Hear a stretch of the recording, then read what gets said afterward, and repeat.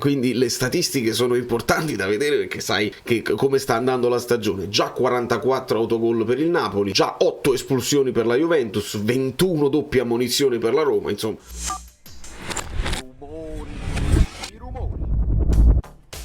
Allora, amici belini, ieri è arrivato anche Samardzic.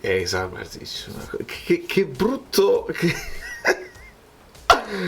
Che brutto lapsulazzo. Benvenuto Achille. Diamo il benvenuto a Achille, che sicuramente Achille è sicuro che sta qua. Niente Samardzic ha segnato. E perché io sto studiando, mi sono studiato un pochino tutti il recap. No, Lindstrom, che stiamo studiando bene, che è un peperino. È arrivato. I sorrisi. Una delle parole chiave di questo video saranno i sorrisi. Ci ritorneremo, perché il sorriso di Micheli, il sorriso di Lindstrom fa il paio con un sorriso che invece non mi è piaciuto. Andiamo a vedere cosa è successo in questa Serie A con doverosi ambrabam tattici. Voi lasciate il like, che mi sto dimenticando di chiedere, però voi siete in automatico, siete diventati veramente bravissimi e mi riempite di gioia. Questi sono gli X, oltre che ai risultati, sono anche gli XG della Serie A, che non dicono tutto, che però sono interessanti per far capire quanti presupposti una squadra sta creando per segnare e quanti ovviamente la squadra avversaria di contro ne subisce, quindi ne concede. E una cosa che voglio fare, che ho dimenticato di fare nella prima giornata, ma la recuperiamo, ci segniamo il miglior XG in attacco e il peggiore, così facciamo anche vediamo in questa giornata quelli più devastanti che hanno attaccato di più sono stati. Nella prima giornata non me lo ero segnato, lo diciamo adesso, l'Inter con 2.50 di XG, migliore XG della giornata.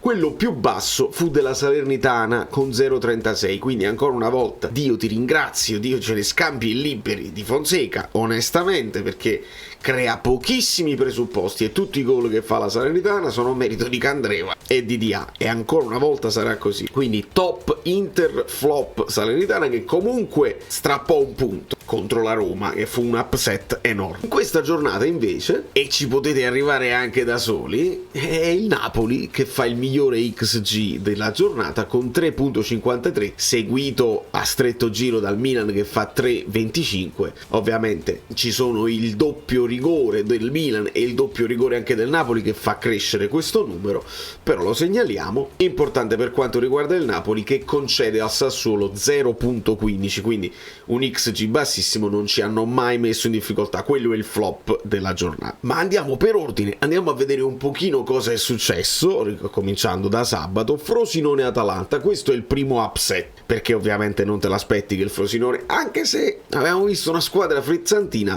ma l'Atalanta che cade subito è stato sicuramente un upset. Andiamo a capire bene però, guardando un po' le formazioni, le statistiche e soprattutto quelle che sono le statistiche classiche, quelle semplici.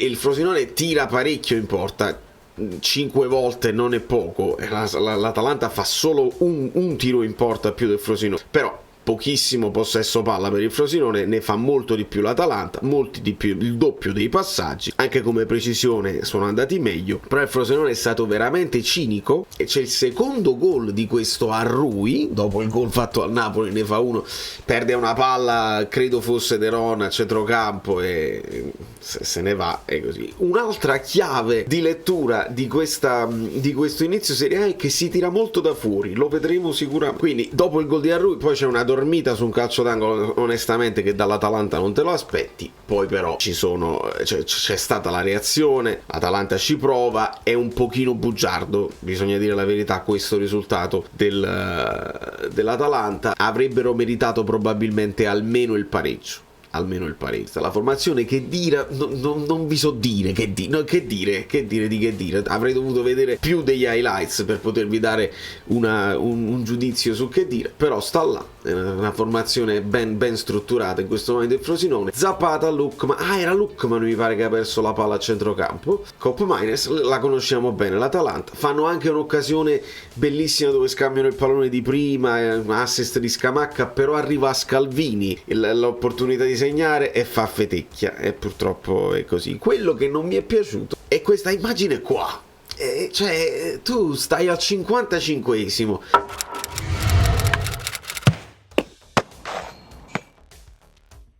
segna un gran gol Zapata, perché non c'è dubbio che segna un gran gol, però non esultare in questa maniera, devi andare a fare gol. Non mi è piaciuta questa cosa, subito va, mi pare, De Catalare a prendere il pallone e andare così, ma devi essere un po' più arrabbiato che stai perdendo 2-0.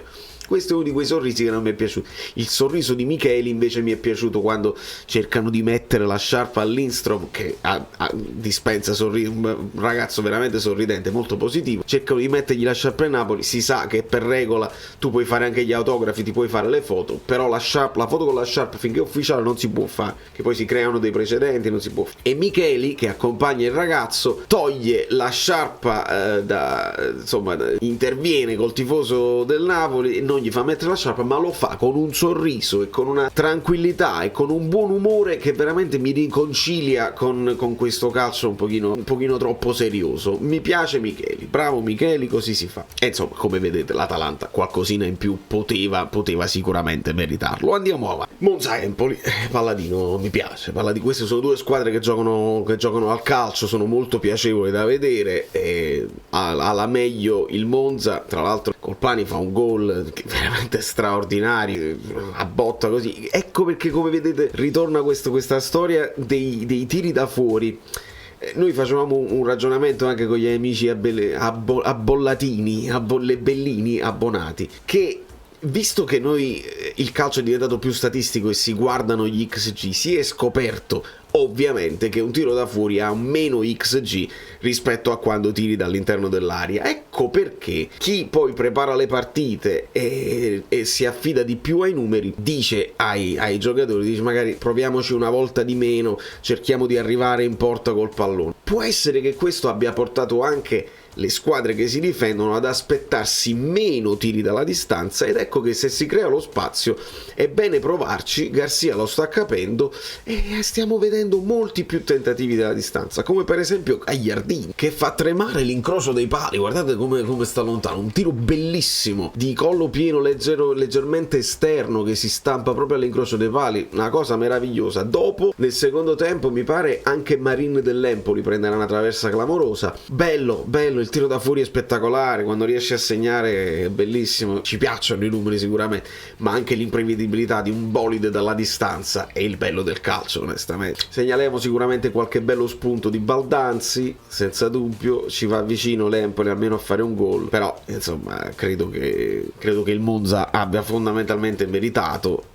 Come tiri in porta l'Empoli ci è andato vicino, ma più possesso palla per il Monza. Sono due squadre che si equivalgono quasi tutti. Più falli il Monza, i falli noi dobbiamo tenerli presenti perché è bene spezzare il gioco avversario. E poi anche sui falli, le ammonizioni e le cose, se voi andate, perché queste sono statistiche che le trovi su Google dalla Serie A ed è facile, ma se tu vuoi andare proprio ad approfondire e vai sul sito ufficiale della Serie A, per esempio, ecco qui per esempio, no, sulla Serie A Made in Italy, che sono fatto bene, eccetera eccetera, statistiche per giocatore, il sito è un pochino impazzito. 10 assist per il Frosinone già mi sembra difficile perché non hanno fatto 10 gol, quindi 10 assist non è possibile. 38 minuti di gol per la Lazio non credo, quindi stiamo veramente stiamo dando i numeri.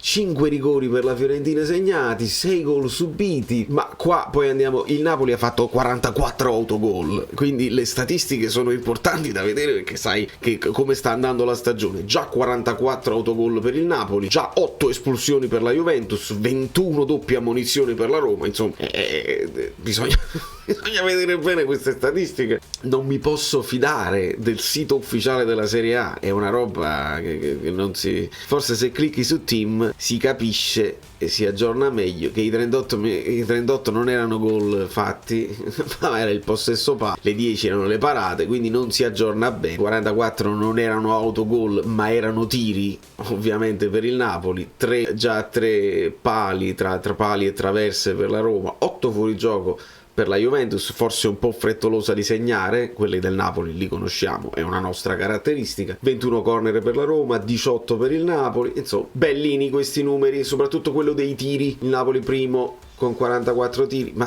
lo sappiamo che tiriamo tanto, tira tanto anche l'Inter, tira anche la Roma che però non ne fa frutto, tira l'Atalanta, tira il Monza, vedi che Palladino mi piace. Ovviamente interessante, qua veramente cambia poco oltre alla Lazio che fa più possesso palla di tutti, poi c'è Inter, Atalanta, Fiorentina e Napoli, tutti a 34 minuti diciamo di media di possesso palla. Ci siamo come filosofia di gioco, ma torniamo alle partite, se no questo video viene di 45 minuti più recupero e non mi sembra il caso. Verona-Roma è il biggest upset che possiamo immaginare, perché il Verona vince sì, però vediamo che insomma la Roma forse meritava di fargli un paio di gol, il Verona ci arriva a stento, insomma anche un pochino fortunati, diciamo cinici, meglio dire cinici, ma questo Ngonge è molto interessante. Vediamo le statistiche di questa partita. La Roma ci prova in tutti i modi, tiri totali 23, tiri in porta 7, tanto possesso palla, tanti passaggi,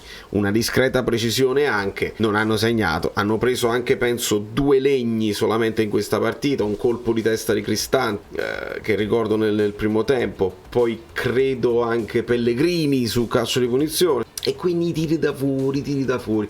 Facciamo vedere una immagine di questa partita, che è questa, anche un atteggiamento forse nel finale di primo tempo un pochino, era proprio l'ultimo assalto probabilmente, mancava ancora un minuto per la verità, perché stiamo vedendo questi recuperi anche molto sostanziosi durante anche fine primo tempo, e in questo caso vedete come è altissima la linea dei difensori della Roma e Ngonge parte da dietro al centrocampo, quindi non c'è nemmeno da considerarlo il fuorigioco, e fa un gol non facile perché poi viene rimontato, fa un dribbling così. Nel primo gol un po' di responsabilità Rui Patricio ce l'ha. A me non mi è mai piaciuto Rui Patricio, ma sono considerazioni personali, un po' di responsabilità lì c'è. Polo Ruscio era presente, sempre presente su questo, anche sul gol, perché accompagna l'azione, quindi è importante vederlo all'opera. A questa squadra, ragazzi, Belotti aveva cominciato bene, però adesso ci dobbiamo aggiungere Lukaku, vediamo come staranno Dybala, come starà Lukaku, perché il problema della Roma è proprio questa, l'integrità fisica di questi calciatori. Sulla carta hanno una squadra molto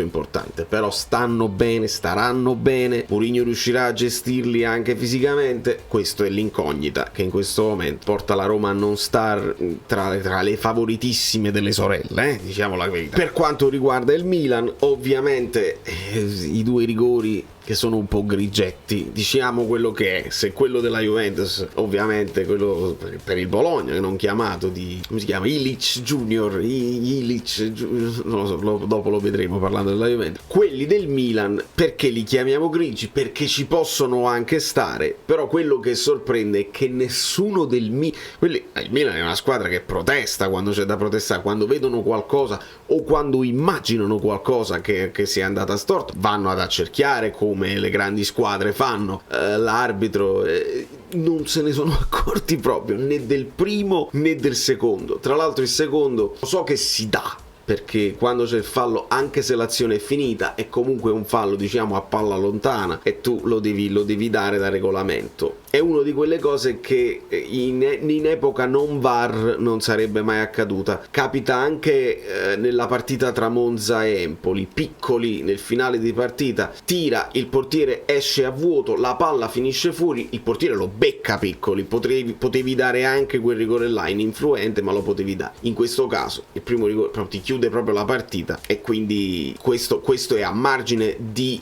un Milan che mi sembra comunque performante, dove i nuovi si stanno comportando bene, perché oltre all'impatto di Pulisic segnaliamo anche l'assist di Loftus-Cheek, che fa un bellissimo movimento a seguire, si porta in avanti il pallone e dà un assist al bacio per Pulisic, quindi chiudono questo triangolo. Però forse una delle cose più belle la fanno vedere quelli vecchi, quelli della vecchia guardia, confezionano un gol che è bellissimo esteticamente, perché quasi da fermo Leao vede questo tracciante, è bravissimo Hernandez a non finire in fuorigioco e a cominciare a correre non in verticale, non in diagonale, ma proprio in orizzontale, seguendo le linee del campo e tenendo un occhio al difensore che era lì al centro, e poi fa questo scavetto morbido con l'esterno sinistro, fanno un gol bellissimo. E questa è anche la giornata dove hanno segnato tutti i terzini, quelli là importanti per il fantacalcio, perché segna Teo, segna Dumfries e segna anche Di Lorenzo, insomma è interessante anche sotto questo punto di vista. Quindi il Milan, bene i nuovi che si stanno inserendo, ma stanno facendo bene anche quelli della vecchia guardia. Giro segna e già 3 gol, come Lautaro, come Osimhen, e Leao si sta comportando bene, non è tutta la pressione su di lui perché sulla destra c'è anche Pulisic in questo momento. Hernandez comunque performate, insomma è una squadra da tenere d'occhio, ragazzi, rigori grigi o no è sempre una squadra pericolosissima il Milan. Vedete, alla fine il Torino si squaglia perché sì, avevano pareggiato, però 7 tiri in porta, 17 totali, 60% di possesso palla, molti più passaggi, molta più precisione simile, però quando devono fare un fallo lo fanno. È squadra vera, non si può non considerare una delle pretendenti, assolutamente. Passando alla Juventus, col Bologna non si dovrebbe, perché questo deve essere un recap fatto di statistiche, di situazioni che vanno al di là delle situazioni arbitrali. Vediamoli questi numeri della Juve. Tirano poco in porta, 14 tiri, va bene, siamo nella media, però prendono poco la porta, fanno il possesso palla che devono fare, fanno un numero di passaggi superiore, nella precisione dei passaggi ci siamo, arrivano a dover fare più falli del Bologna, perché poi il Bologna ti riparte in contropiede e riparte anche bene. Mi è piaciuto molto Zirkzee, che è un profilo di attaccante che a me interessava moltissimo, mi intrigava tantissimo, e poi sbagliava cose molto facili sotto porta. Secondo me può crescere e potrebbe diventare un crack vero e proprio. E poi c'è anche la scelta di Thiago Motta, a differenza di tutte le formazioni che vedrete scritte nel mondo del calcio. Voi vedete, come al solito, vedete Orsolini a destra e Ndoye a sinistra. Assolutamente falso. Orsolini, basta andare a vedere anche il report del match sulla Serie A. Orsolini a sinistra, quindi col piede giusto, e Ndoye a destra con il piede giusto, per poter sfruttare qualche cross, anche per Zirkzee che di testa ci arriva. Ferguson fa un bellissimo gol proprio di triangoli, e proprio anche da un tiro di Zirkzee che arriva poi l'occasione che dovrebbe portare al rigore, ma non è quella l'immagine che io scelgo in questo caso, ne è un'altra. Ecco come si dice Ealing Junior. Questa è l'immagine che voglio scegliere, perché nel finalissimo della partita parte un tiro di un giocatore del Bologna che stava per finire in porta e Ealing Junior lo devia o lo devia, a seconda delle cose, in calcio d'angolo.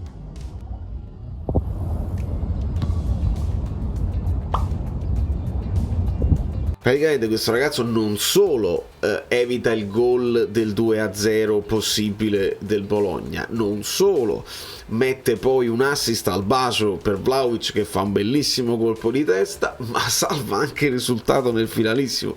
Quindi è lui l'uomo partita, nel bene e nel male. Capita, cioè, i grigi possono capitare, uno se ne fa una ragione. Questo qua, l'hanno detto pure quelli là, i santissimi, mamma santissima, è veramente inspiegabile.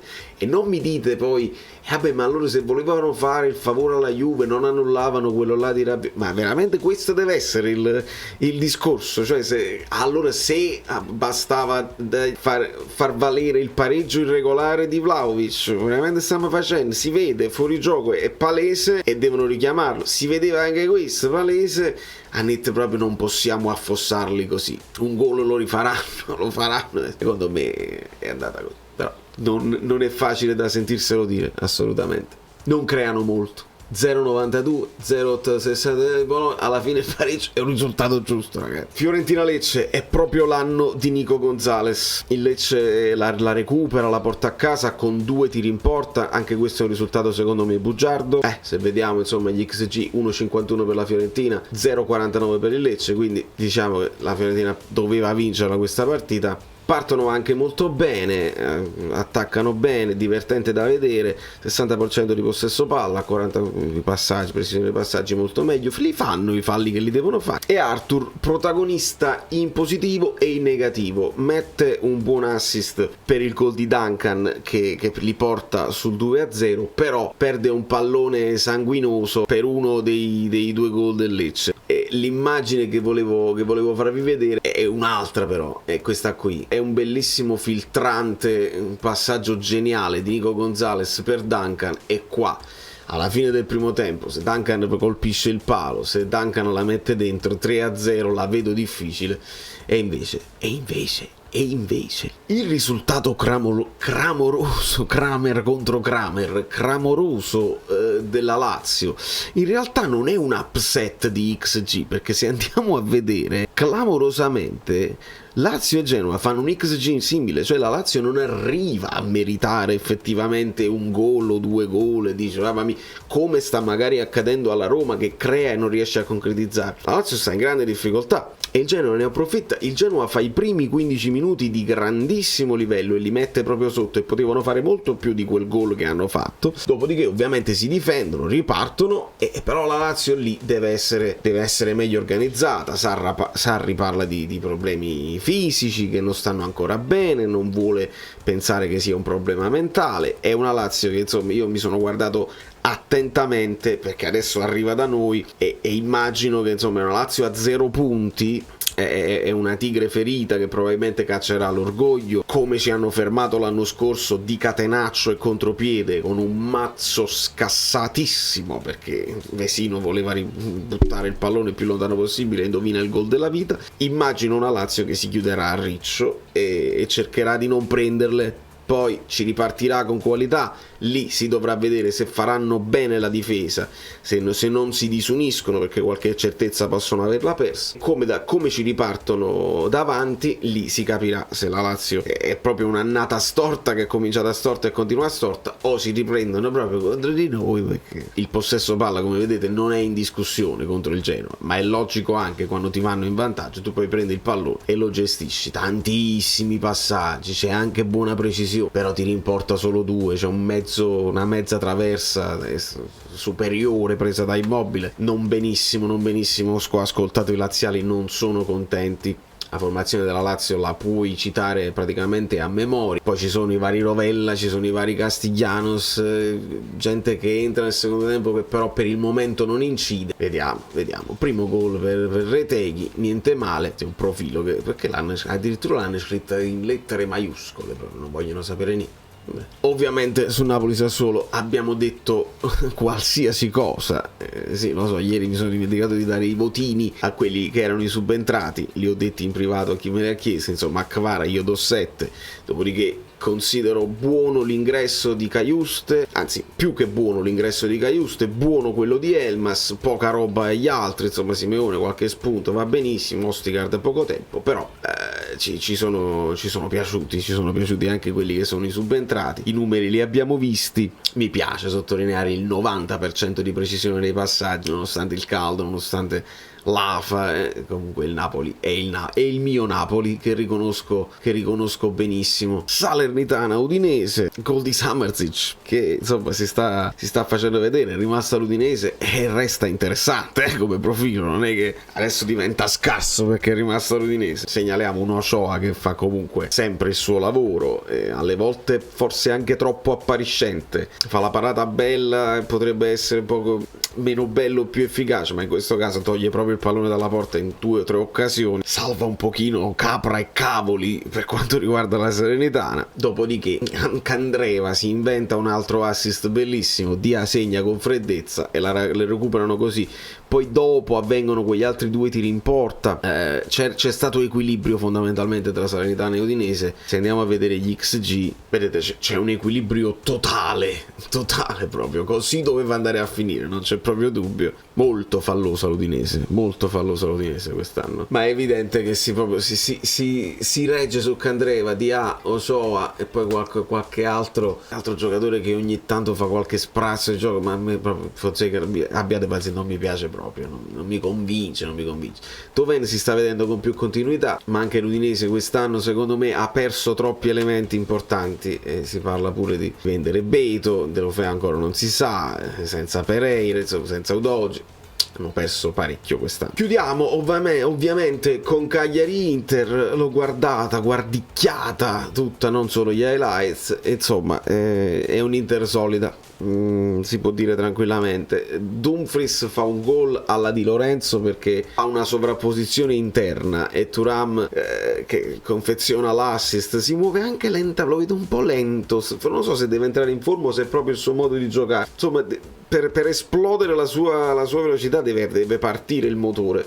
invece con lentezza Thuram alza gli occhi, la sovrapposizione interna di Dumfries che poi chiude il diagonale e porta in vantaggio l'Inter. Dopodiché onestamente il gol di Lautaro va visto così, guardate quanta libertà che gli lasciano, e ha tutto il tempo su questo cross di Di Marco Lautaro di metterla a terra, poi gli arriva un difensore sparato, vedete il 27 lì, gli arriva sparato e lo evita con una finta e poi mette il pallone in porta. È un gol fin troppo facile per Lautaro, che prende anche un palo clamoroso, un bellissimo tiro di prima di sinistro. Insomma, Lautaro risponde ad Osimhen che risponde a Giroud. Sono gli attaccanti che stanno facendo la differenza e che determinano la classifica attuale, perché è così. E insomma è un Inter che non si può togliere. Hanno perso Onana, hanno perso Brozovic, sì, però De Vrij era un punto fermo e adesso è tornato ad essere, non c'hai Skriniar,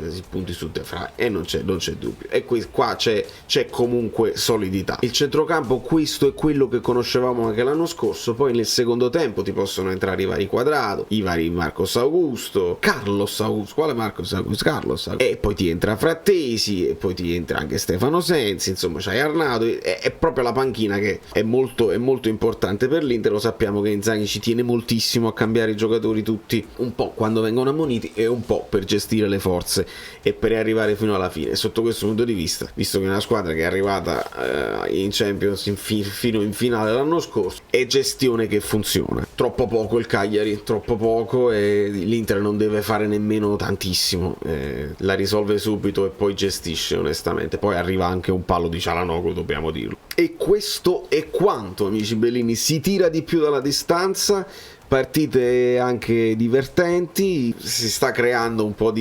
probabilmente sempre il solito distacco tra le grandi e le piccole. C'è la sorpresa del Verona, ma non è che durerà come l'anno scorso. La sorpresa è l'Udinese, dove può arrivare l'Udinese, fanno i punti che servono per salvarsi e poi si fermano, perché è così. E la classifica è bellina, la possiamo anche guardare un pochino, è bellina perché ci porta a una situazione che era preventivabile all'inizio, con Milan, Napoli, Inter a punteggio pieno, la Fiorentina che stecca con il Lecce, la Juventus che ha steccato col Bologna, e insomma l'Atalanta che stecca col Frosinone. Adesso già dalla terza cominciano scontri diretti e si comincia a vedere un pochino come si vuole delineare questa Serie A. Ma il campionato è ancora lungo, sappiamo che il campionato è ancora lungo, però non bisogna perdere punti pesanti per strada, perché si sa come va a finire. Male il Sassuolo, male l'Empoli, è malissimo in questo momento Lazio e Roma, però secondo me si dovranno riprendere ad un certo punto. Da New York, Valerio Fluido è tutto, mentre gli altri fanno tutti i video sull'Instrom. Io aspetto l'ufficialità, magari arriva subito così e facciamo anche il video sull'Instrom. Io lo sto studiando veramente e vi posso dire che mi piace il profilo, che si potrà dire che è un po' innamorato del pallone. No, ma facciamo il video a parte, dai, perché questo ragazzo sì, fascia destra ok, ma secondo me può giocare pure a centrocampo,